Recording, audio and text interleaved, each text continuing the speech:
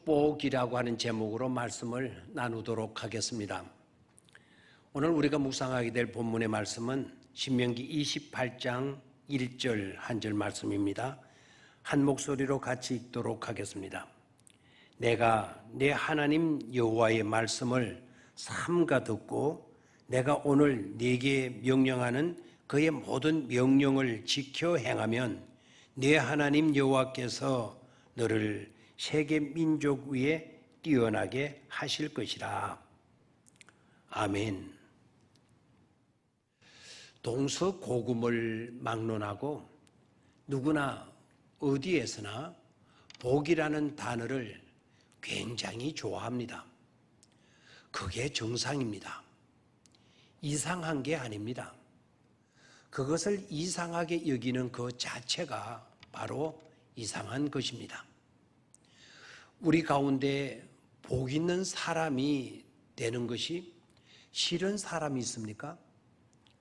만약 그렇다면 복 있는 사람이 아니고 어떤 사람이 되고 싶다는 것입니까? 복 있는 사람이 되어야 합니다. 그것을 분명히 하고 그렇게 되기를 희망하며 살아야 합니다. 그게 창조의 내용이기 때문입니다. 창세기 1장 27절의 말씀을 보면 하나님께서 하나님의 형상대로 사람을 창조하셨다고 했습니다. 그리고 바로 이어서 28절에서는 이렇게 말씀하십니다.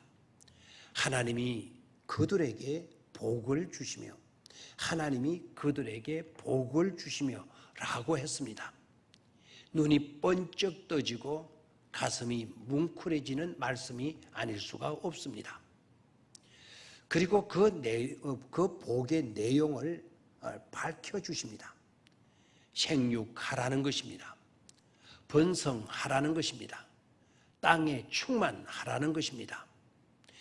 이것이 최초로 인간에게 선포해 주신 원초적인 원래의 복입니다.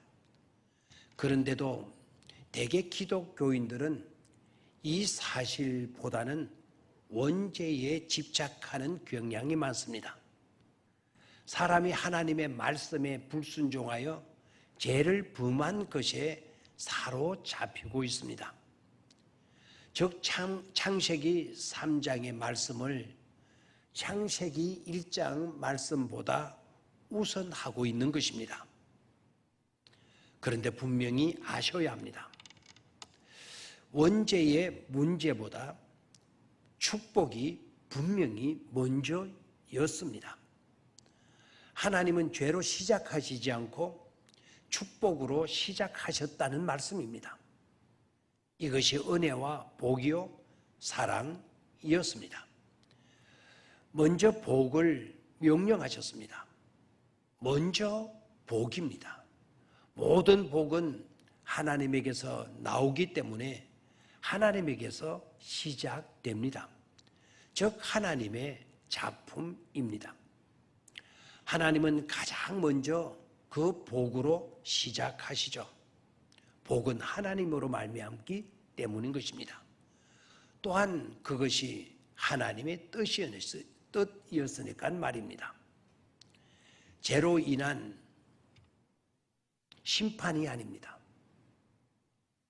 죄는 하나님과 전혀 상관이 없는 것이었습니다.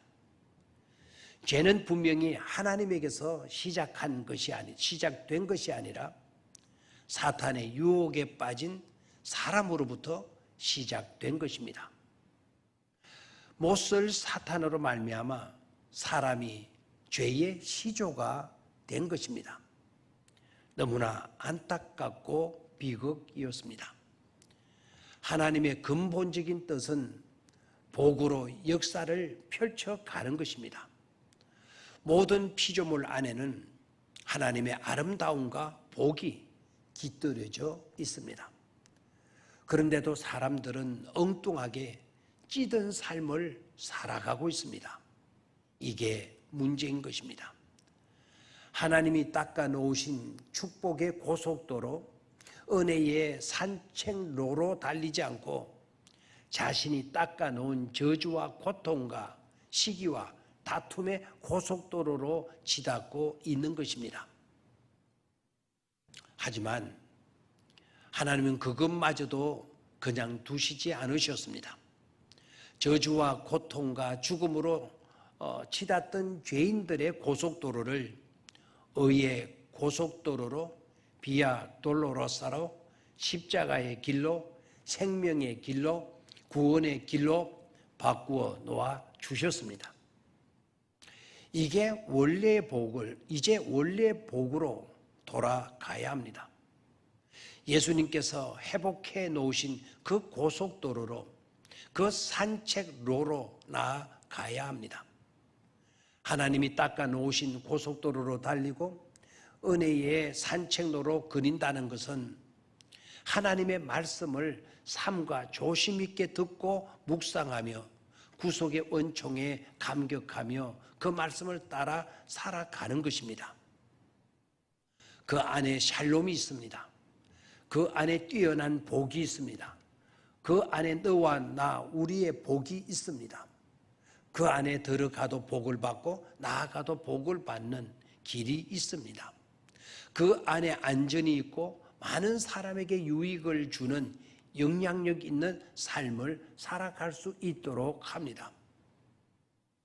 하나님이 그들에게 복을 주시며 하나님이 우리에게 복을 주실 것이기 때문입니다.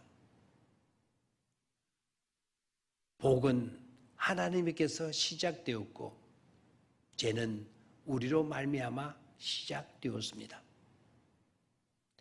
하나님은 우리의 죄의 길을 축복의 길로 생명의 길로 바꾸어 놓아 주셨으니 이제는 원복을 붙들고 음복을 우선하며 살아가는 축복된 성도들이 되셔야 되겠습니다.